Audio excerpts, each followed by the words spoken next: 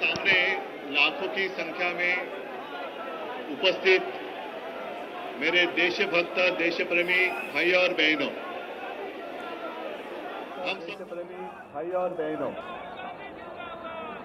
हम सबको पता है कोई चुनावी रैली नहीं है।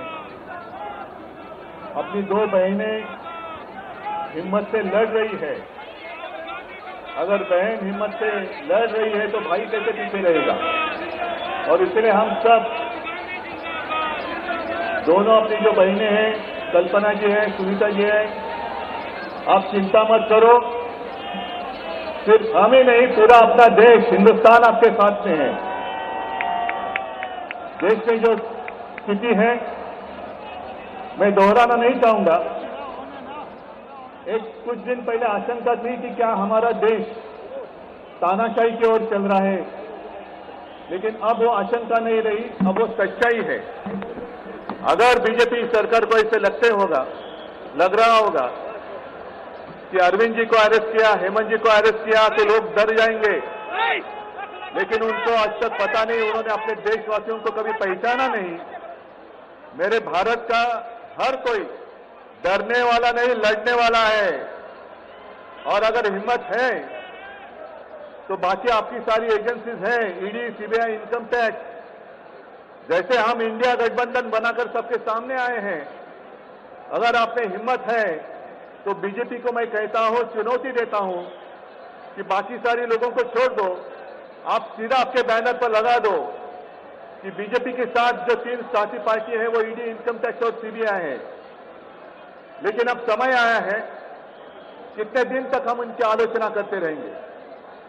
अब तो उनका सपना ऐसा है कि 400 पार।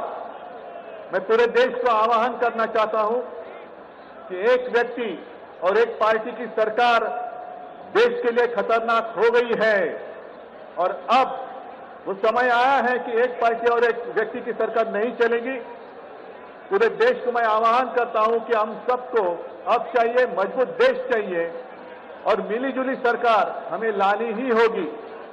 देश में जितने सारे प्रांत हैं, जितने सारे राज्य हैं, उनका सम्मान करने वाली सर्वतोमुखी सरकार अगर हम लाते हैं तो ही देश बच सकता है। नहीं तो फिर आपका सवाल है, आपका भविष्य आप किसके हाथ में देना चाहते हो।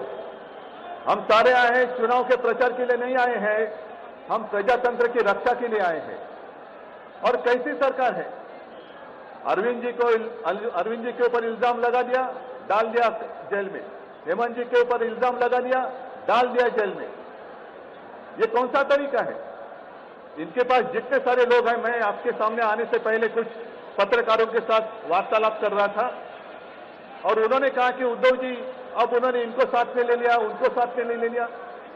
जिनके ऊपर भ्रष्टाचार के आरोप खुद भाजपा ने लगाए थे, उनको उन्होंने वॉशिंग मशीन में डालकर साफ सुथरा नहला धोला कर अपने मंच पर विराजित कर दिया। तो आप क्या विश्वास रख सकते हैं। जितने देश में भ्रष्ट लोग हैं, उन सारे लोगों को इकट्ठा लेकर बीजेपी देश को विकास के राह पर लेके जा सकता है। भ्रष्ट लोग देश का विकास कर सकते हैं। तो ये सारी उनकी जो बातें हैं, आज जो अपनी रैली है, किसी ने कहा कि बीजेपी ने इस रैली को ठगों का मेला कहा है। क्या आप सारे लोग ठग हैं। मेरे देश के वासी, मेरे देश प्रेमी लोग क्या ठग हैं। ये तो भ्रष्ट लोग हैं, भ्रष्टाचारी लोग हैं जो भाजपा में है, जुमलेबाज लोग हैं। और मैं ये भी जानता हूं, मुझे याद है कि कुछ दिन पहले उत्तर भारत के सारे किसान दिल्ली आना चाहते थे, नहीं आने दिया। उनके जो रास्ते थे उसमें खिले डाल दिए, उनके ऊपर टीयर गैस छोड़ा, लाठीचार्ज किया। तो मैं पूरे देश के किसानों को आह्वान करता हूं, आप अन्नदाता हो, अन्नदाता देवो भव हमारी संस्कृति है। जो सरकार किसानों को आतंकवादी मानते हैं और जो सरकार किसानों को दिल्ली आने से रोकती है, तो पूरे अब समय है कि पूरे देश के किसानों को आतंकवादी समझने वाली भाजपा सरकार को दिल्ली आने से रोकना होगा। जैसे आपकी राह उन्होंने आपके रास्ते दिल्ली आने से रोकी थी, वैसे अब किसानों ने बीजेपी को दिल्ली आने से रोकना ही होगा।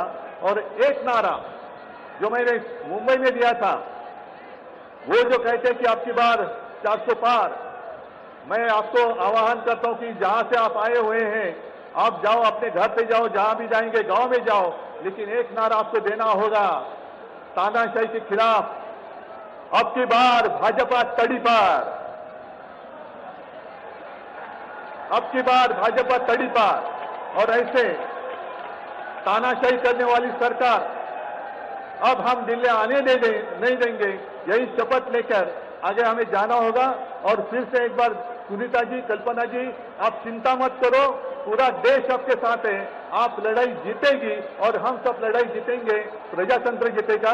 जय हिंद, जय महाराष्ट्र। बहुत बहुत धन्यवाद।